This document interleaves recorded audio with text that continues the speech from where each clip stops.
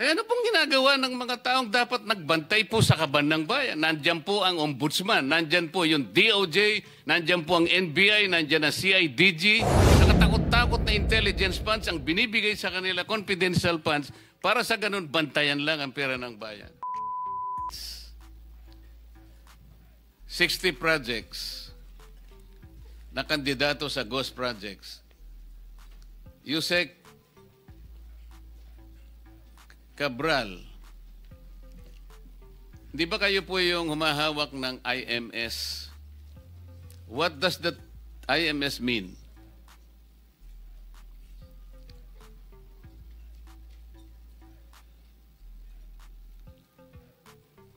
Your Honor, I think 2 weeks ago, nire-assign po sa akin ni Secretary yung Information Management System na Information Management Service. 2 weeks po. But before that, it was lodged with the Undersecretary for Technical Services. Ano, mabuti sinabi mo yan kasi ayaw ko na sana ang tanong kita dyan. On July 22, 2025, the IMS was assigned to Yusek Ayapana. Opo. Tama? Opo. Ayapana is handling... The Technical Services, Your Honor. Teka Technical. muna. Ayapana is handling National Building Code. Tapos ibinigay ni Secretary Bonoan ng IMS sa kanya. Nakakapagtaka 2 weeks later on August 6, 2025, paano napunta sa iyo? Ikaw planning service ka plus PPP. Tapos napunta sa iyo ang IMS. Hindi ko maintindihan. Kaya nagbibiro nga si Ayapana eh. Baka gusto mong kunin pa rin yung building code, sabi niya sa iyo, di ba? Tama What po. is IMS? Information Management Service, Your Honor, Mr. Chair. O ano nga ang ginagawa nun? Yun po yung nagmamanage ng mga system at saka mga computer system po ng DPWH. No, pero tentative yun, di ba? Walang ano yun. For budgeting purposes. For budgeting purposes po, ang kailangan lang nila mga computers, mga software, mga ganun po. Kaya nga hindi siya reliable na pangbantay sa project. PCMA is Project and Contract Management Application. Tama po, Your Honor. Meron kang access dito. Diba? Lahat po ng executive committee members ay merong access po sa PCMA.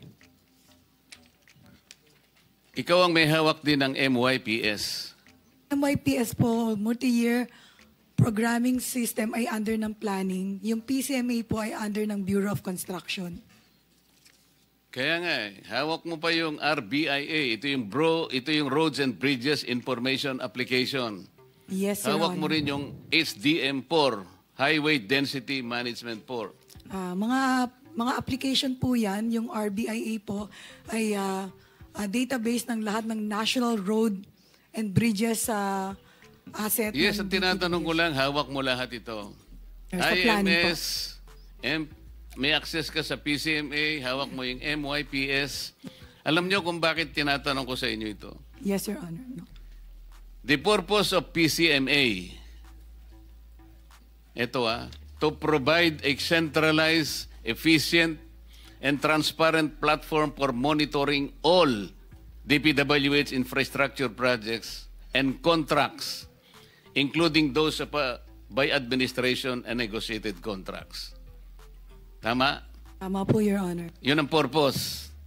As to functionality, sabi niya, real-time monitoring. It enables immediate tracking of project progress and status. Immediate tracking of project progress and status. Number 2, geotagging. Requires photos with recorded geotag locations to be uploaded, providing accurate and verified data. E-logbooks. Engineers use electronic logbooks on mobile devices for field reporting. Data integration. Uses project identification structures from DPWH multi-year programming and scheduling. Ito yung MYPS. Ano ang benefits? Ito, isa sa benefit. Eliminates ghost projects. You're nodding. Eliminates ghost projects. Real-time geotag reporting helps identify and prevent the creation of phantom projects. Meron kang access dito eh. Meron kang MYPS. Lahat ng system, lahat ng application nasa sayo. Paano nagkaroon ng ghost projects? Your Honor, Mr. Chair, yung pong report na nasa PCMA ay meron pong yung pong lahat ng proyekto na 9,000. Real time nga ito eh. Anytime na i-punch mo doon, halimbawa, projects, flood control projects in Bulacan. Kung anong district ang gusto mo, District 1, District 2, District 3, alam mo, real time. By location, geotag. Alam mo nangyayari on the ground because it's being updated by your project engineers on the ground. Anytime, you don't have to go there. Tama? Tama po, Your Honor. Bakit merong ghost projects? Your Honor, Mr. Chair, kompleto po yung mga data na sinubmit o Kompleto in-upload. nga sa inyo, bakit ang tanong, ba't may ghost projects if this PCMA is working? Ang sabi niya, the benefit is to eliminate ghost projects. Tama naman eh. Real time eh. As we speak, halimbawa, kung hawak mo yung application mo ngayon, titingnan mo. Tingnan mo yung Bulacan. Alam mo lahat eh. Paano nangyari nga ito? There is now a list of a candidate of 60 ghost projects with us subject to our verification. Paano nangyayari ito with all the systems intact in DPWH? Sino, for example, let's begin with the two projects, ghost projects you submitted to us. Up to what extent the liability may go? May datos po sa PCMA na in-upload yung project engineer, Your Honor, Mr. Chair. Ang sinasabi ko, ma'am, let's not debate on this already. Ghost projects ito eh. Sino-sino ang liable? DE, Assistant DE, probably even the regional director or the Assistant Regional Director, the cashier, the accountant, the resident COA auditor. Kasi nga, paano babayaran ito nang wala man lang? Asaan ang PCMA? Tama po, Your Honor. Alam mo, ma'am, dumating ako dito na malungkot. Alam mo kung bakit? Several text messages are being received by this representation almost every day. Alam mo kung anong mga taong sinasabi nila sa akin? Nakikita po namin, sabi niya, kung paano winawaldas ang pera ng bayan. At napapatunayan po namin araw-araw, lalo na po pag nakikinig kayo kami sa hearing ninyo. Kami po pawis dugo ang puhunan namin dito. Lalong-lalo na po kami na nasa mababa lang ang kalagayan. Pinipilit naming magbayad ng buwis. Pero ganito po bang kinapupuntahan ng aming buwis na binibigay?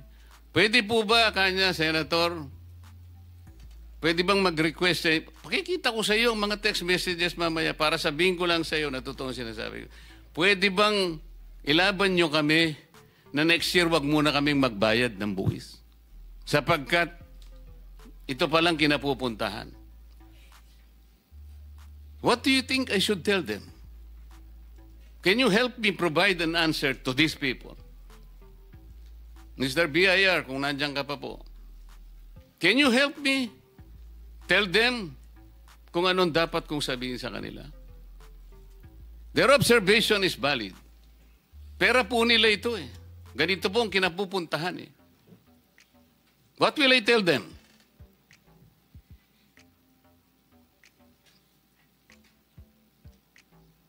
Yes, ma'am. Baka gusto mo sumagot. Tama po kayo, Your Honor. No, I'm asking you to help me. Yes po. What will I tell them? Ito pa po yung sinasabi ng iba. Bakit po ngayon lang nalaman? Abuti po ang presidente nalaman niya after 3 years. Ganito na po palang nangyayari. 545 billion pesos. Ang namunini lang about 15 contractors. There are about 29,000 or 19,333 contractors as of August 29, 2025. Mr. Pickup, tama? Yes, Your Honor. 15 lang. Representing 18% of the pie. Yung 15 yun, 0.07%. Sabi gano'n nung nagtatanong sa akin. Eh ano pong ginagawa ng mga taong dapat nagbantay po sa kaban ng bayan? Nandyan po ang ombudsman, nandyan po yung DOJ, nandyan po ang NBI, nandyan ang CIDG. Eh bakit po ayaw nilang tulungan ng presidente? Mabuti po pala siya, nalaman niya. Paano po yung mga taong kinakasangkapan na ng opisina niya, nakatakot-takot na intelligence funds ang binibigay sa kanila, confidential funds, para sa ganun bantayan lang ang pera ng bayan? Katulad halimbawa po, ang pulis. Ang pulis po alam niyo sa batas nila ngayon, hindi lamang public order but also public safety ang nakalagay. They're bound to serve public safety. Ano po ibig sabihin nun? Sa tingin ko po, dapat i-report nila yung open drainage. Kasi maaaring madisgrasya yung naglalakad in open drainage. O kaya busted yung street lights. Medyo maraming kriminal na to. O kaya clog yung...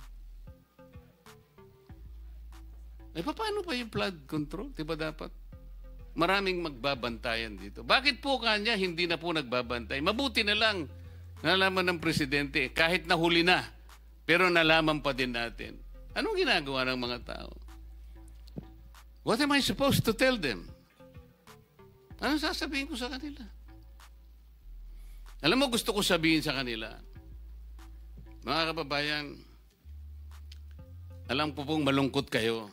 Alam ko pong nagdaramdam kayo. Masakit po ang loob nyo. Ngunit sana po ay wag na hindi po kayo magbayad. Tuloy pa rin po ninyo. Pagtulong-tulungan po natin ito. Kasi po marami ring, lalo po tayong lulubog. Hindi lang mga flood control ang pinagpupuntahan ng ano nyo eh. Pati protection natin, pati si PhilHealth, pati po sa education, lahat po eh. Sana masabi ko lahat, sana maniwala sila, sana hindi sila magalit sa akin, sana tanggapin nila ang sasabihin ko sa kanila. Pero kayo po dapat eh. Kayong nahaharap dito eh. Do you have anything to say? Yusek Kati? Your Honor, tama po lahat ng sinabi niyo. Wala po akong masasabi. Kahit ano, wala kang gusto sabihin.